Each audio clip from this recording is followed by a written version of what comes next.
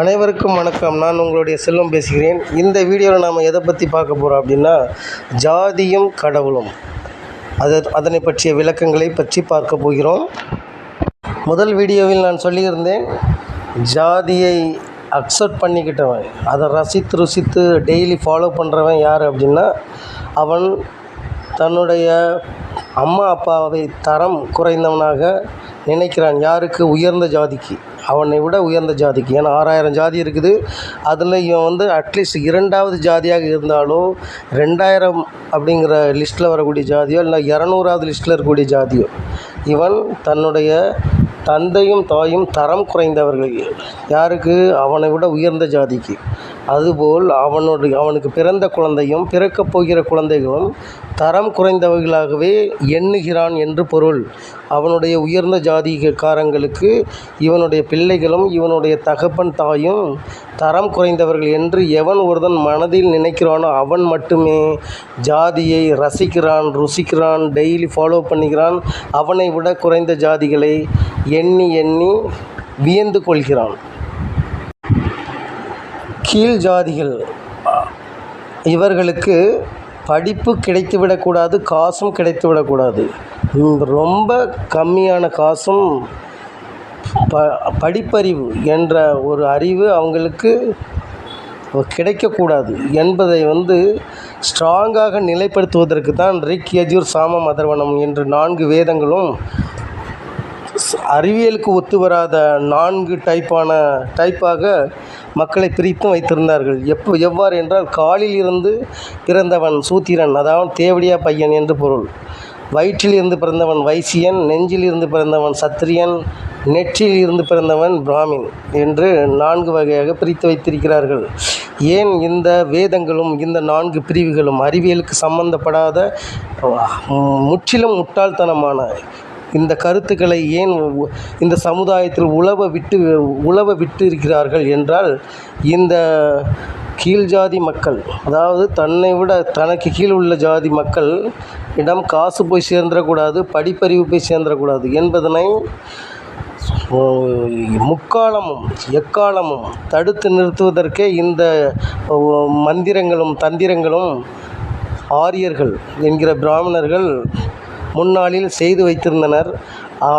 அவைகள் அனைத்தையும் தவிடுபொடியாக்கியது அரசியலமைப்பு சட்டம். கீழ் ஜாதிக்காரங்கள் படித்தால் அவர்களுடைய காதில் ஈயத்தை காய்த்து ஊற்ற வேண்டும் என்று ரிக் எனும் வேதத்தில் குறிப்பிடப்பட்டுள்ளது. அவர்கள் மேலாடை அணியக்கூடாது, செருப்பு காலில் போடக்கூடாது என்று அதர்வணம் வேதத்தில் குறிப்பிடப்பட்டுள்ளது. இந்த அரசியலமைப்பு சட்டம் அனைவரும் சமம் என்று கோரியது, அனைவருக்கும் படிப்பு உண்டு என்று சொன்னது, அனைவருக்கும் மெடிக்கேஷன், எஜுகேஷன், ஈக்குவல் ரைட்ஸ் என்று சொல்லியதால் இப்போ அனைத்து ஜாதியிலும் அரசியலிலும் உள்ளனர், பதவியிலும் உள்ளனர். கலெக்டர் போன்ற பெரிய பெரிய பதவிகளிலும் இருக்கின்றனர். அரசியலிலும் ரிசர்வ் தொகுதி என்ற தொகுதிகளின் மூலமாக கண்டிப்பாக SC ST இருப்பதும் உறுதி செய்யப்பட்டுள்ளது. ஸோ இப்போ இருக்கிற தலைமுறைக்கு எல்லாருக்குமே படிப்பும் கிடைத்து விட்டது, பணமும் கிடைத்து விட்டது. அவர்களும் நாங்களும் மனிதர்கள். கடவுள் மனிதனாக படைத்தான், ஆனால் மனித உரிமைகளை ஆரியர்கள் பறித்தனர். அவர்களுக்கு அம்பேத்கர் மனித உரிமைகளை வழங்கி உள்ளார். அப்போ கடவுளை விட ஒருபடி உயர்வு தான் அம்பேத்கர். இது SC ST மக்களுக்கு மட்டுமல்ல, அனைத்து ஜாதியினருக்கும் ஈக்குவல் ரைட்ஸ் கொடுத்துருக்கிறாரு.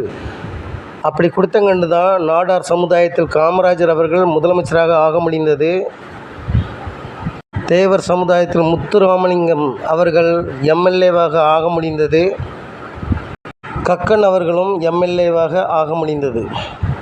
சுதந்திரம் கிடைத்து விட்ட பிறகு 1947 சுதந்திரம் கிடைச்சாச்சு. 1948 காந்தியை சுட்டு கொண்டுட்டாங்க. ஏன்னா இனிமேல் அவர் தேவை கிடையாதுன்னு RSS கும்பல் செய்த வெறி, நாட்டை சூறையாட வேண்டும் என்கிற வெறி.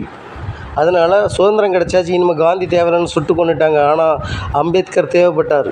ஏன்னா அரசியலமைப்பு எழுதுறதுக்கு ஆள் கிடையாது. அவங்கெல்லாம் RSSகாரங்கிட்ட கொடுத்தாச்சுன்னா அவங்க கோயில் குருக்கள், ரிக், யஜுர், சாம, அதர்வணம், ஜாதி, மதம் இதை தான் அவங்களுக்கு எழுத தெரியும். பல நாட்டுடைய அரசியலமைப்புகளை பற்றி படித்து ஒரு சரியான ஒவ்வொரு ஜாதியும் ஒவ்வொரு மதமும் வெவ்வேறு ஸ்டேட்டில் இருக்குது. அப்போ இப்படி மதத்தால் வேறுபட்டு, மொழியால் வேறுபட்டு, இனத்தால் வேறுபட்டு இருக்கிற ஒரு நாட்டுக்கு அரசியலமைப்பு எழுதணும்னா அது உண்மையிலே மிகப்பெரிய திறமை வேண்டும். அந்த திறமைக்காக மட்டுமே அம்பேத்கரை விட்டு வைத்திருந்தார்கள். அவரும் எழுதினார். அது மட்டும் இல்லை, அவர்கள் பெண்களுக்கு படிப்பறிவு இருக்கக்கூடாது, அடுப்பங்கரையிலே சமையல் வேலை மட்டும்தான் இருக்க வேண்டும் என்று கோஷம் போட்ட என்று ரிக், யஜுர், சாம, அதர்வண வேதத்தில் குறிப்பிட்டுள்ள ஆரியர்கள் அப்படியே பெண்களை அடக்கி வைக்க பார்த்தார்கள். அவங்கள் வீட்டு பெண்கள் உட்பட அவர்களுக்கும் ஈக்குவல் ரைட்ஸ் கொடுத்து அரசியலமைப்பில் எழுதி வைத்தவர் தான் அம்பேத்கர். பெண்களாக படைத்தவர் கடவுள் என்றால் அவர்களுக்கு உரிய உரிமையை வழங்கியவர் அம்பேத்கர் அவர்கள்.